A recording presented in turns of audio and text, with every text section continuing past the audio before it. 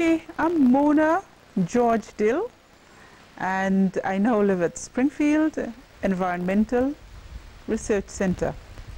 And to ask you is, how was it that you first heard about the Baha'i faith? At what point did you first hear about it? First hearing about the Baha'i faith was somebody called Stuart. He was, I think, from Scotland, and he was a vegetarian. At that time, I thought vegetarians were cranks. And when he told me about the Baha'i faith, I couldn't take it, because I thought, well, coming from Stuart, it must be something crazy. And anyway, I've never heard any civilized person talk about anything about Baha'i faith. So I just, you know, overlooked it. But he was a nice guy. So in as much as I thought he was a bit of a crank, I couldn't help but cultivate his friendship. He kept doing nice things for me and inviting me to the Baha'i faith. And one time, out of gratitude, I decided to go to some meeting that he was inviting me to. And there I met two ladies. They were both Shirley. One was called Shirley Mather, one was called Shirley Yarbrough. And for some reason, I thought I'd known these people all my life.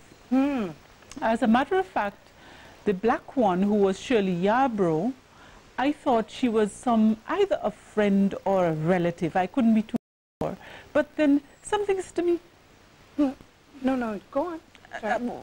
So, what, this person, where has she got, you know, she was missing from your life for some time. So I hugged her up very tightly and I said, but where have you been all this time? I haven't seen you in a long time, you know? And there we were hugging. Well, Shirley is a very huggy person. So we were hugging and we were, you know, sort of going crazy about each other. Until when she answered me, I realized, but she's got an American accent. Then it suddenly dawned on me, I'd never seen this person in my life. Neither of them. So, Mona, the fact that you met these two women and had never actually seen them before in your life and felt so connected to them, to what did you attribute this soulmate feeling? Well, that came some time later when I tried to analyze it. Because I really don't know. I think it was a spiritual call on that one. A spiritual call. Okay, so the connection between you and these folks felt like some calling to you to the Baha'i faith.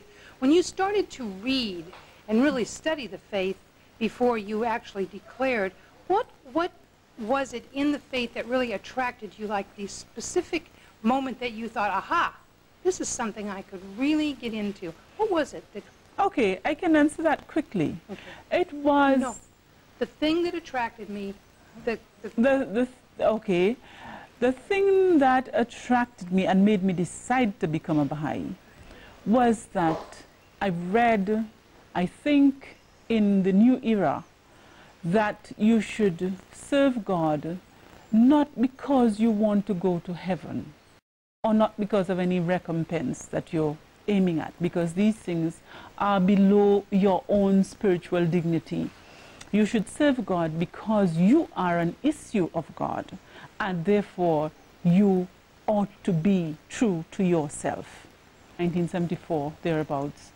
I was a single mother with 3 children to take care of. My girl, Connie, and my boys, Richard and Bobby. And I felt very alone. I was very alone in the world, and having these, you know, what I regard as great responsibilities. And I wasn't so much alone for myself, but I felt that nobody in this world cared about my children, whether they live, whether they die, whether they eat, whether they sleep, except me. Sometimes I just cry about it because it was a very, very lonely feeling.